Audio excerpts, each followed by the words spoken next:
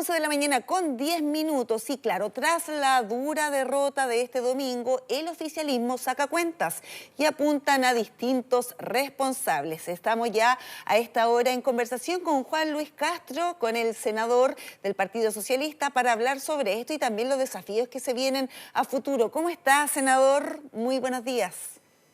Buenos días, Maribel. Gusto saludarle. Cuéntenos, ¿cuál es el análisis que hace usted? Si bien muchos dicen se preveía una derrota, estamos hablando de la holgura con la que gana José Antonio Kast, quizás eso no estaba en los planes de nadie. ¿Cómo vislumbra usted primero lo sucedido este domingo? Bueno, este es el corolario, yo diría, de múltiples causalidades, errores. Entre otras cosas, tiene que ver primero porque había una desaprobación del gobierno, recordemos, de 2/3 durante los últimos 2 años, muy significativo. Segundo, un descontento con dos áreas tan sensibles como son los problemas de seguridad y migraciones y los problemas de la economía y el desempleo. Tercero, porque en la primaria del oficialismo ganó holgadamente Janet Jara, pero de ahí en adelante no se supo capitalizar correctamente cómo enfocar una campaña para ensanchar la base de apoyo de Janet Jara, es decir, llegar a los sectores no politizados, llegar a un mundo joven que está más allá de los clivajes de izquierda y derecha y que de algún modo podía ser decisivo en un esquema de voto obligatorio, por lo demás que debutaba ahora con mucha fuerza. En ese plano, yo creo que hubo cambios o mutaciones en la estrategia de la candidata, siendo una gran candidata, pero desde las habilidades blandas, por un lado, hasta después la confrontación o los tonos más ásperos, como vimos en la recta final, pese a todos los esfuerzos de la gente que apoyó, los coordinadores de campaña, gente que se la jugó, pero ya tempranamente, al menos por mi parte, hice ver que la estratega principal, Darío Quiroga, no estaba dando el tono correcto. Hace meses atrás terminó sacándose del comando, pero igual siguió influyendo. El oficialismo, por otro lado, y el gobierno tuvieron un rol también muy importante. No parece razonable que el protagonismo del presidente Boric en colocar como alter ego a Kast en la campaña hubiera sido algo que ayudara. Eh, ni Precisamente, tampoco, ni tampoco que hubiera habido un cierto grado de abandono, diría yo, incluso de la candidatura de Jara, en momentos en que se requería, por ejemplo, el Partido Comunista evitar críticas sistemáticas que tuvieron que soportar el comando de Jara, la propia candidata, por discrepancias con la cúpula de su propio partido. Y yo creo también que ella probablemente hubiera sido mucho mejor que hubiera renunciado a su militancia al inicio de la campaña, cuando fue proclamada en la primaria, por ahí por junio, y ahí haber despejado todo lo que después siguió siendo una pesadilla, no por ella, porque ella es una mujer honesta y nunca ha dicho nada, un doblez de lo que piensa en todos los temas, pero había un estigma que de algún modo la acompañó y también tuvo un peso en la recta final. eso le quería preguntar, porque usted dice, claro, gana con holgura, en este caso, Janet Jara, las primarias. También inesperado, porque muchos apuntaban de que la ganadora iba a ser precisamente Carolina Toá, ministra del Interior, hasta que renuncia para ser candidata. Bueno, Janet Jara gana. Usted dice no se logra capitalizar finalmente este triunfo que fue holgado en comparación con lo que tuvo Carolina Toá. ¿Eso se debe a el factor comunista, al factor de que ella militaba en ese partido? No, yo creo que ese es un elemento más, pero no es el elemento decisorio, pensando sobre todo que hay un electorado joven que nació después del 90, que poco y nada le dice el hecho de ser o no comunista en los Ya. tiempos de hoy. Ya, o sea, no sería ese el único factor, pero sí usted señala que debió quizás renunciar a la militancia. Ahora, el factor Gabriel Boric, el factor del gobierno, usted lo ha dicho claramente, vamos a estar ahí en contacto ¿no? con el senador Juan Luis Castro. El factor gobierno, muchos apuntaron en el día de ayer, incluso el mismo domingo, sobre ¿cuánto había influido primero el protagonismo que tuvo Gabriel Boric en la primera etapa de la campaña y este antagonismo que tuvo con precisamente el candidato José Antonio Kast y luego lo que perjudicó la poca aprobación del gobierno a la candidatura de Janet Jara, entendiendo que fue indicada como la continuadora del gobierno de Gabriel Boric. Ya, perdimos, parece, la conexión con el senador Juan Luis Castro. Vamos a hablar sobre este tema, precisamente la derrota del domingo de Janet Jara y quienes se indican como responsables por parte del oficialismo. Ahí vemos los detalles con Rocío Fonseca. Donde hubo consignas, queda desolación. El barrio París-Londres se despertó vacío y el silencio se transformó en la huella de una noche amarga para la izquierda chilena. ¿Cómo se aquilata esta derrota? Ya viene.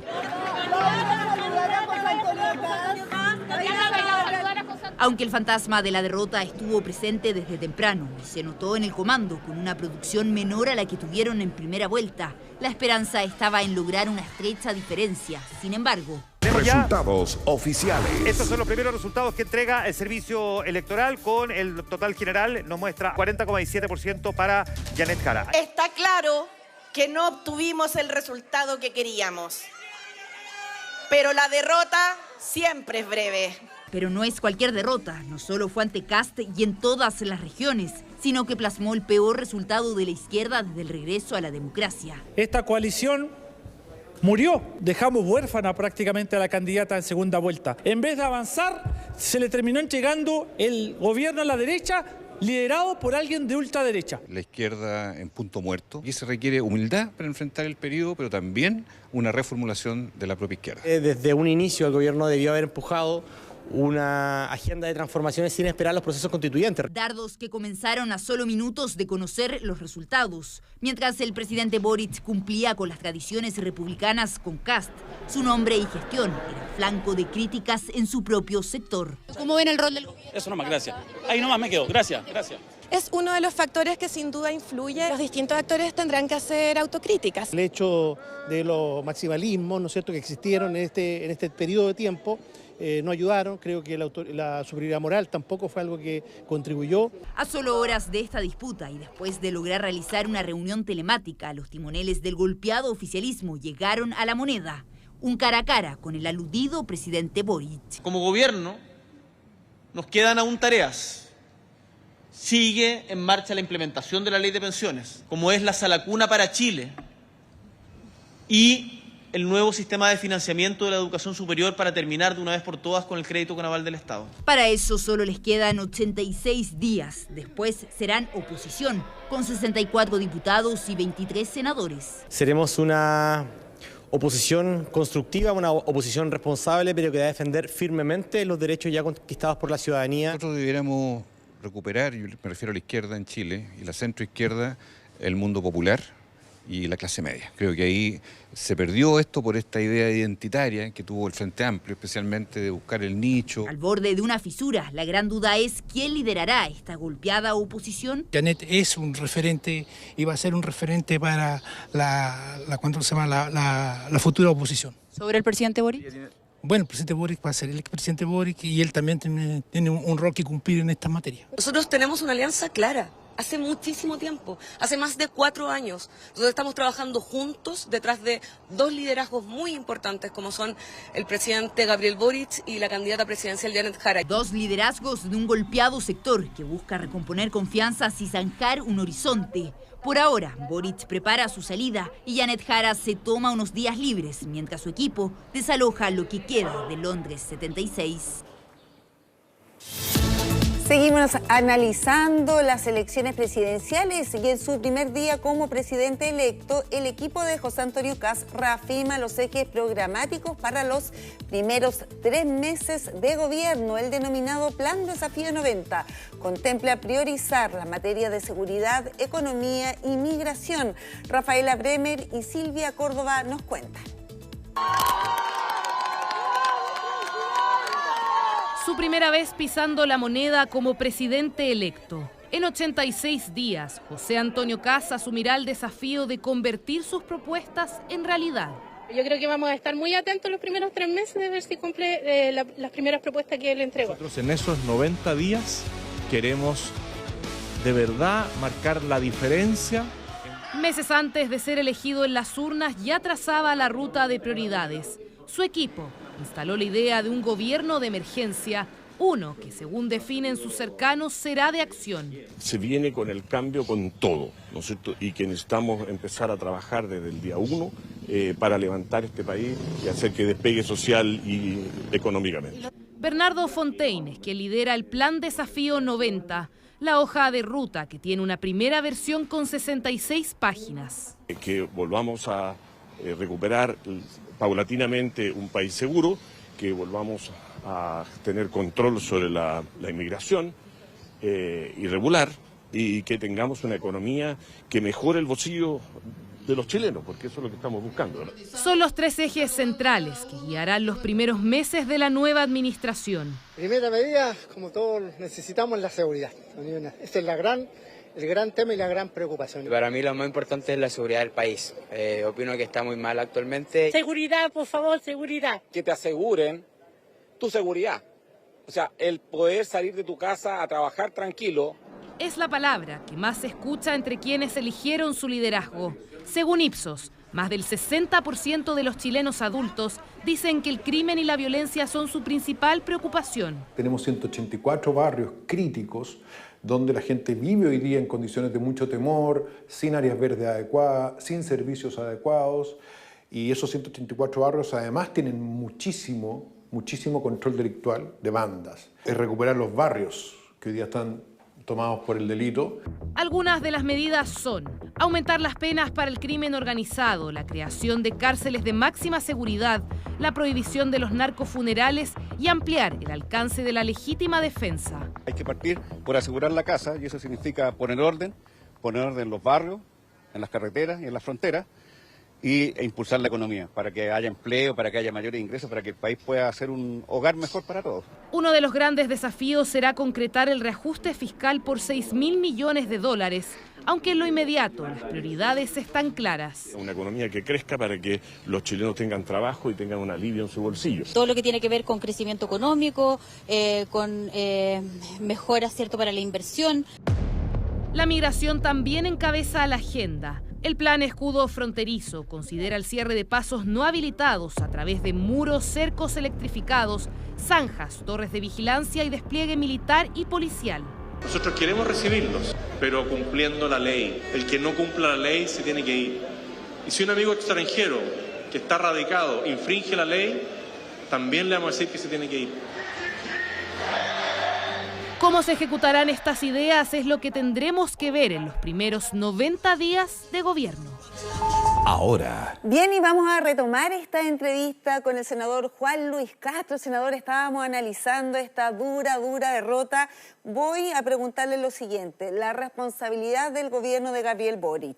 Él estuvo precisamente ayer en el Comité Político Ampliado, bajó y habría hecho una especie de mea culpa en el sentido de que el gobierno también fue parte de los factores que influyó en esta derrota. ¿Cómo analiza usted finalmente este hecho? El protagonismo que tuvo Gabriel Boric, primero en la primera etapa de la campaña y este antagonismo con José Antonio Kast. Ese exceso de protagonismo que tuvo en un minuto de la campaña, varias intervenciones, creo que perjudicó y opacó a Yanet Jara. Lo hizo ver el propio comando de Yanet Jara. Recuerdo declaraciones del senador Lagos Weber, que era vocero, y esto se reiteró en más de una oportunidad. La verdad es que es incomprensible. ¿Por qué situar como interlocutor preferente en una contienda presidencial a quien está saliendo del gobierno con el candidato de ultraderecha, en vez de dejar que jugara en el sentido electoral la propia candidata? Que por lo demás sabíamos que jugaba bien. O sea, su desempeño en distintos momentos de la polémica fue muy notable. Pero eso yo creo que merece una explicación, porque políticamente, al menos en lo que me ha tocado ver en otros gobiernos salientes, con candidatos propios del oficialismo, nunca se había dado una situación de tal incumbencia del primer mandatario que se va con respecto al candidato que del otro lado, del otro signo, intenta llegar teniendo una figura propia, que en este caso era la candidata Jara.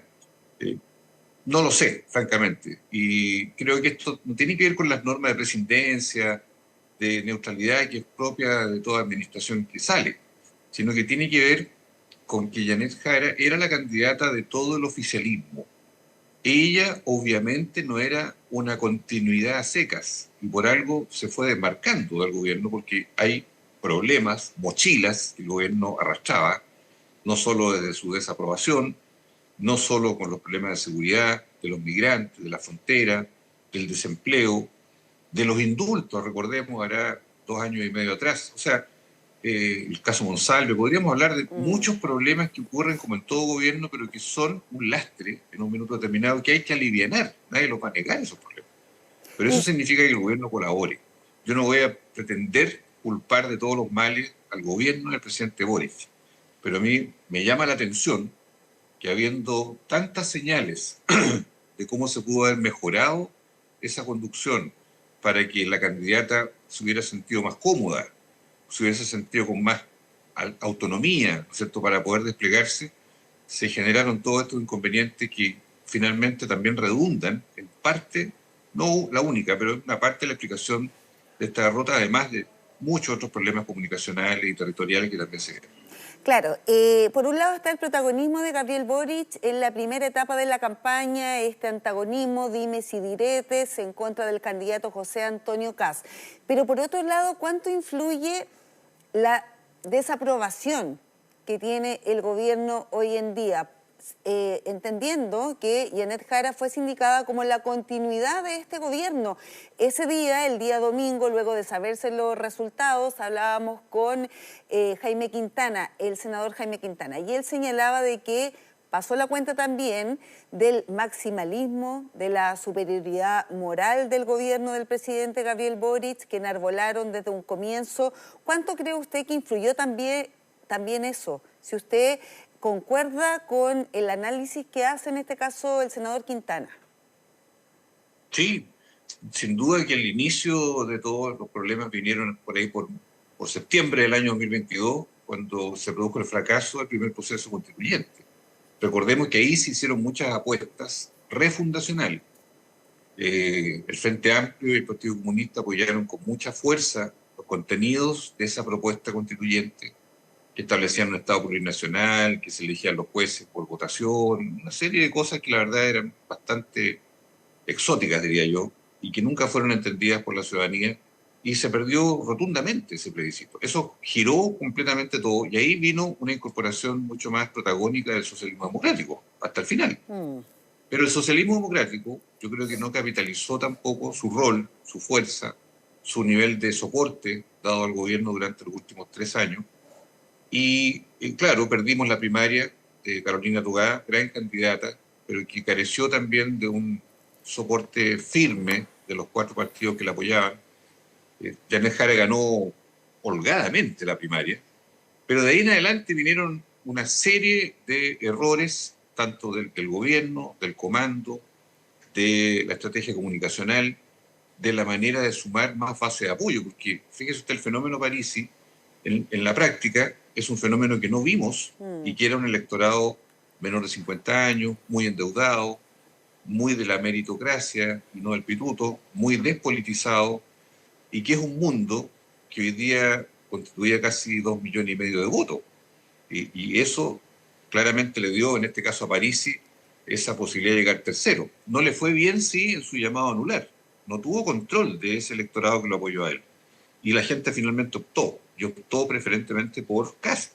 O sea, perdimos un mundo de clase media, perdimos un mundo popular que se sintió desconectado de la consigna más identitaria del Frente Amplio, que se sintió lejano a posiciones en las cuales los problemas económicos del país no resaltaban con más fuerza, y obviamente que la delincuencia y la migración ilegal se tomaron todo el debate presidencial en gran medida. O sea, y ahí se notó un mundo cautivo de estas promesas que nadie sabe si se van a poder cumplir, del candidato José Antonio Kast en su minuto, claro, y que hoy día claramente están sobre la mesa. Claro, pero le funcionó finalmente esa estrategia el candidato Kast, que finalmente resulta elegido presidente electo por una amplia mayoría, ganó en todas las regiones y por otro lado, en la otra vereda, donde está usted, el socialismo democrático, Frente Amplio, etcétera, oficialismo, claro, la verdad es que es una dura derrota. Ahora, ¿cómo se rearman?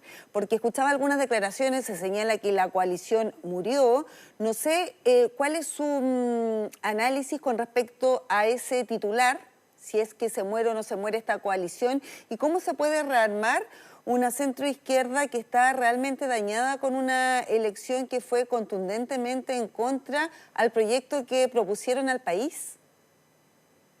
Mire, la ciudadanía nos sitúa en la oposición. Nosotros vamos a tener que entendernos con todos los sectores y partidos políticos que nos quedamos en la oposición. Ahora, no significa ser rabioso, odioso, negar la sal y el agua, no significa eso. Pero si usted me pregunta, yo creo que coalición del oficialismo como tal nunca hubo. Aquí había más coordinaciones de partidos. Una cosa era el Frente Amplio con el Partido Comunista, que en una época se llamó Apruebo Dignidad. Después se acuñó la fórmula del socialismo democrático, PS, PPD, Radicales, en fin, que tampoco hemos sido una verdadera coalición entre nosotros. La democracia cristiana, piensa usted que nunca ingresó al gobierno. La democracia cristiana se agregó para la elección municipal del año pasado, con un pacto electoral, y ahora también, pero nunca integrándose. Hay gente que, por otro lado, miraba esto con desdén, pensando que todo el oficialismo era un conjunto. Esto no es la concertación fue en su época, o la nueva mayoría, un pacto, con éxitos, con fracasos. Hoy día yo no podría decir que en el gobierno, donde participamos activamente, y no nos arrepentimos, hemos colaborado, pero nunca hubo un sentido de una sola coalición. Más bien nos encontramos electoralmente en la elección de hace un año y en esta elección, que era más relevante todavía, apoyando una candidatura, haciendo un proceso de primaria bien hecho, nada que decir, primaria que se podría haber ensanchado más todavía a otros sectores, pero se dirimió. De ahí en adelante, yo creo que vinieron todas las secuelas de coaliciones que no son tales, que se disputan muchas cosas entre sí. Las direcciones del comando de Janet Jara fueron confusas en algún minuto, después se reorientaron, después cambiaron, las vocerías no fueron vocerías unívocas, en el sentido de que dieran un mensaje claro, nítido, permanente en el tiempo, sino que fueron mutando, fueron variando, y eso también generó confusión. Entonces, yo creo que hay mucho paño que cortar, en el sentido de que habrá que hacer una revisión completa. Yo al menos apuesto a que tengamos una prioridad en el mundo del socialismo democrático, que la gente sabe quiénes somos, y que podamos levantar un perfil, obviamente, de oposición, pero de una oposición que no va a tener las mismas características de la oposición que haga seguramente el Frente Amplio, el Partido Comunista, que tienen todo el derecho, con el cual nos vamos a entender también, obviamente, en el Congreso vamos a estar cercanos. Pero otra cosa son las opciones prioritarias, donde yo creo y siento que vamos a tener que construir desde el mundo del socialismo democrático con más fuerza. O sea, lo que usted propone, en definitiva, al transformarse en oposición, es de cierta forma marcar una diferencia con la oposición que pueda llevar a cabo el estilo, en fin, el Frente Amplio y el Partido Comunista, separar el socialismo democrático de eso. Mire, nunca antagonizando. No son nuestros adversarios, los comunistas y los Frente Amplistas. Pero marcar una diferencia, le digo yo. La izquierda socialista no es la izquierda comunista ni Frente Amplista. Eso puede que hoy día se note poco y debiera notarse más. En ese sentido, hay una apuesta que hacer por delante. Por otro lado, se trata de ser vigilantes de los derechos sociales, ser taxativos de que no haya retroceso, que la agenda valórica tampoco vuelva atrás, y en eso seríamos inclaudicables. Tener una postura socialista democrática no es una postura tibia, no es una postura híbrida, es una posición de mucha fuerza y convicción, pero que no está anclada en la nostalgia del siglo pasado, de negar a trocha y mocha toda posibilidad de diálogo con quien dirige el país, porque eso hay que construirlo. Si no hay ánimo del gobernante, no va a haber ánimo de nadie. Si hace un gobierno estilo republicano, mirando a Trump, mirando a Bolsonaro, obviamente va a ser muy difícil. Si creemos en sus palabras, la noche que ganó, ayer, palabras de buena voluntad, de ser estadista, gobernante de todos los chilenos, de buscar acuerdos, fantástico. Pero eso se ve en el camino, después del 11 de marzo. Nosotros vamos a estar atentos también a cómo se despliega eso, porque hoy día tiene una derecha que no es uniforme. hay una derecha muy dura, muy conservadora, como la del propio partido del presidente, más los libertarios, social cristianos, una derecha más dialogante, que está más o menos en Chile Vamos, que quedó disminuida. ¿Cómo van a articular eso? ¿Cuál va a ser el propósito principal del presidente de la República para una etapa muy difícil, con muchas expectativas cifradas? Por ejemplo, cuando hizo ese famoso conteo regresivo, le quedan, no sé, 90 días a los migrantes, se van a ir. Eso es bien delicado, ¿eh? Porque vamos a llegar al día cero. Pero me imagino que usted se percató de que en el discurso luego del triunfo, ese conteo regresivo desapareció. No fue parte de... Claro, y da la impresión de que él buscó en este discurso bajar las expectativas que se habían generado en esta campaña, diciendo que finalmente los cambios no eran fórmulas mágicas, no podía ser de la noche a la mañana. ¿Eso es lo que buscó, siente usted, el ahora presidente electo José Antonio Kast, bajar esas expectativas? Yo creo que se notó mucho, por ejemplo, que en un momento de la campaña él eludió bastante definiciones. En eso Janet Jara lo apretó, en un buen sentido, bastante para que se definiera respecto al presupuesto, que acá en el Congreso nunca supimos cómo quería bajar los 6.000 millones de pesos. Nunca se aclaró. Nunca se aclaró la forma en que quería sacar a los migrantes. Nunca se aclaró totalmente respecto a las definiciones. Por ejemplo, hoy día tenemos acá en tabla la ley de eutanasia, incluso dijo en el último foro que estaba dispuesto a vetarla. Cosas de esa naturaleza que son extremadamente preocupantes. Pero ahora, este rostro más de humanidad, de habilidades blandas, sorprende. ¿Esto es para quedarse así? ¿Es la nueva estatura ahora de presidente electo? ¿O es un diseño, de alguna manera, para eludir lo comprometido en campaña? Que son medidas muy drásticas, muy duras, que sedujeron a su electorado. Entonces, cuidado con decir, mire, yo gano con los votos de los indignados y después gobierno con los votos de los moderados. Cosas que pasan en política, le estoy diciendo. Y que pueden ocurrir acá porque el control de expectativas, obviamente, a todo gobernante le juega en contra en la medida en que empieza el rodaje y empieza a tener que gobernar, y ahí la gente, obviamente, pasa la cuenta de las cosas que se le ofrecieron, y en este caso se han ofrecido muchas cosas que no tienen una explicación de cómo se iban a hacer. Sí, bueno, de hecho le preguntábamos a Ruth Hurtado precisamente sobre esas expectativas, también cómo administrarlas, entendiendo lo que se generó en campaña y ahora este tono que baja un poco del presidente electo José Antonio Kast luego de su holgado triunfo. Ahora, senador, ¿cómo vislumbra usted el liderazgo de Janet Jara? ¿Podría encabezar finalmente este liderazgo al interior de la izquierda, entendiendo que todavía sigue siendo militante también del Partido Comunista? Bueno, yo creo que Janet Jara primero demostró que era una candidata que logró traspasar ese 33-34% de aprobación del gobierno del presidente Boric. Llegó al 41,8%. O sea, fue más allá de la frontera que se había dicho al principio que no lograba ni siquiera el umbral, lo traspasó en la segunda vuelta. Segundo, tiene que saldar la cuenta pendiente dentro de su propio partido, porque recordemos, hay una cúpula comunista mucho más ortodoxa que respalda a Maduro, que tiene posiciones dogmáticas con las que ella polemizó, que le costó ser la candidata del Partido Comunista, porque no querían que fuera ella, querían que fuera Jadwe. Entonces, ¿cómo se recompone eso? La verdad es impredecible.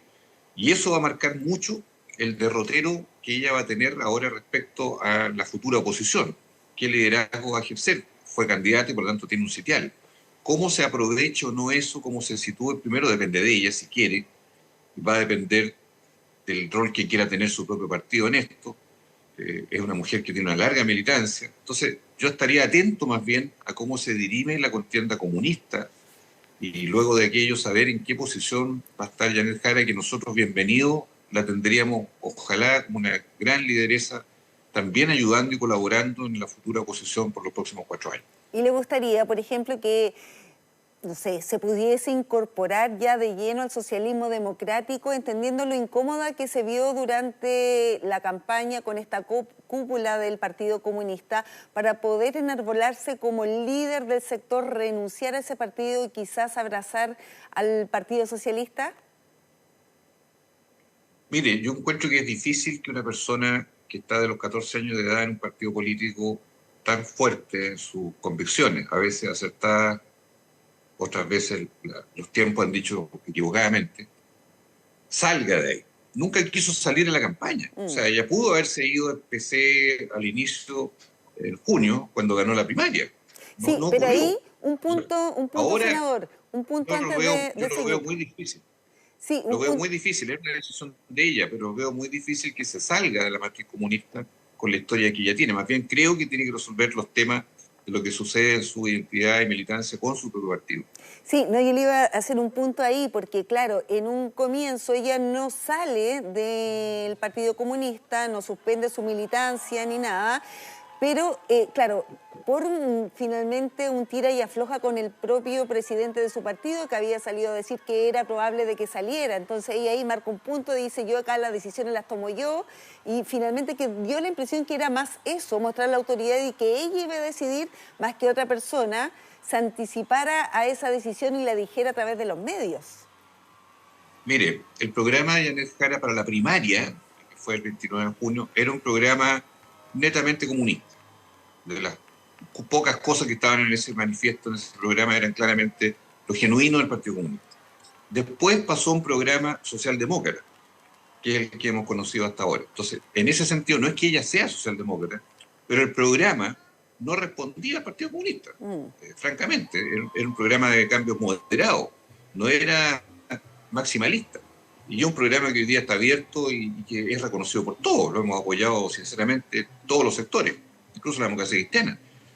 Pero otra cosa es lo que ella haga. Por eso le decía que aquí, más bien, en un partido tan estructurado, tan rígido en sus propias formas, en sus visiones, no sé, me parece que es una reflexión difícil de afuera. Ella misma la que tendrá que resolver que, si se siente cómoda o no con la actual dirección del Partido Comunista, si ella quiere dar otros pasos, no lo sé, francamente, y no sé de otras personas también llegan nuevos parlamentarios, en fin, no sé el derrotero del propio PC. Ahora, ¿cómo observa usted el liderazgo que pueda asumir luego de que salga del gobierno? Me refiero al presidente Gabriel Boric. Se lo pregunto porque muchos analizan de que finalmente la derrota del gobierno es pasar la banda presidencial a un candidato de una derecha que es más extrema que, por ejemplo, una derecha de Sebastián Piñera. ¿Podría adoptar un rol de liderazgo entendiendo finalmente que Gabriel Boric le va a pasar la banda a quien fue su contendor en la elección pasada y con la que tuvo todos estos dimes y diretes antagonistas, José Antonio Kast? Mire, este ha sido uno de los gobiernos más de izquierda después del de Salvador Allende que ha habido en la historia de Chile, seamos sinceros. ¿Cómo no va a ser un fracaso entregarle la banda a un líder de la derecha más conservadora que existe en Chile? No le estoy diciendo nada nuevo porque estos son los titulares de todos los diarios del mundo, del día de ayer. De Europa, de Estados Unidos, el presidente Kast, que ganó legítimamente en las urnas, es considerado un ultraconservador. ¿Cómo no va a ser un fracaso político entregar la banda al signo absoluta y totalmente, diametralmente opuesto al que está? Partamos de esa base, de reconocer los hechos. Y de ahí tiene que venir todo este proceso de reflexión, de autocrítica, lo que en política se llama las causas de la derrota, que seguramente van a ser semanas y meses. Pero no es para paralizarnos, es para poder salir adelante. Yo le decía un rato atrás que desde mi perspectiva, en el contexto de toda la oposición, yo veo que hay que marcar con fuerza el socialismo democrático, que ha tenido también fracasos, también errores, que no se ha visibilizado en su propio proyecto, y creo que eso es una bandera que tenemos que muchos de nosotros tomar con fuerza hacia el futuro que viene, en el contexto de que la oposición hoy día van a ser... Mira, ni siquiera sabemos si los del Partido de la Gente, mire usted, quién sabe si se transforman en oposición más adelante, todo es posible. Si hay sectores, por ejemplo, el de Johannes Heiser, ¿qué van a hacer? Ellos están en duda de entrar al gobierno, lo han dicho en estos días. O sea, nadie sabe cómo se va recomponiendo o descomponiendo el arco del próximo oficialismo. Todo eso está por verse, porque hoy día todo es tan frágil, las estructuras políticas, que es difícil predecir. Pero desde el ángulo de la izquierda que yo represento, el socialismo democrático, creo que tenemos que ser una oposición no rabiosa ni odiosa, una oposición que sepa vigilar los derechos sociales, que no se retroceda en ellos, plantear toda la agenda de problemas de salud, seguridad y economía con total dignidad y prestancia, porque tenemos todo el derecho, ese 41,8% que apoyamos a Yanet Jara, somos chilenos todos, tenemos una presencia en el país, tenemos parlamentarios, alcaldes, no hay que sentirse avergonzado de nada, pero hay que hacerlo con las reglas democráticas, no haciendo tonteras, no haciendo locura, ni dándose gustito, porque el Frente Amplio, si hay uno de los errores cometidos, es tener una visión demasiado, yo diría, nostálgica de la identidad, más allá de las preocupaciones sociales de la gente que claramente nos dieron la espalda en el desempleo y en la seguridad, porque cogieron otras opciones políticas y no la de izquierda. Sí, y precisamente con respecto a lo que usted ha señalado, senador, fue categórico en decir de que es una derrota entregarle la banda presidencial, Gabriel Boric, a quien representa a una derecha más radical, más conservadora.